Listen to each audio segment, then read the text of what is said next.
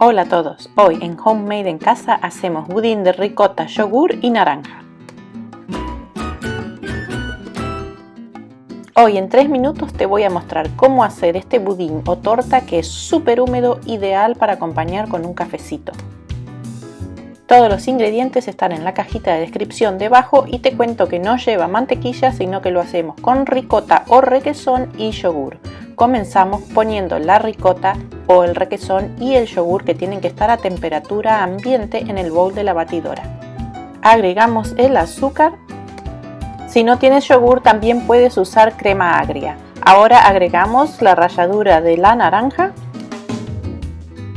e inmediatamente vamos a agregar la esencia de vainilla. A todos estos ingredientes los vamos a batir por lo menos 7 minutos. Pasados los 7 minutos agregamos los huevos de a uno esperando que se incorporen.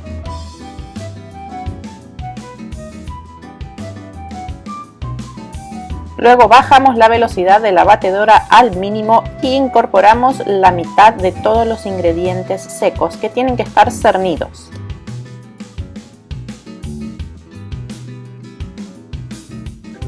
Luego agregamos la leche, que tiene que estar a temperatura ambiente.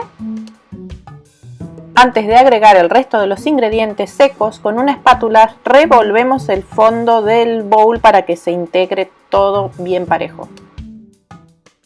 Ahora incorporamos el resto de los ingredientes secos.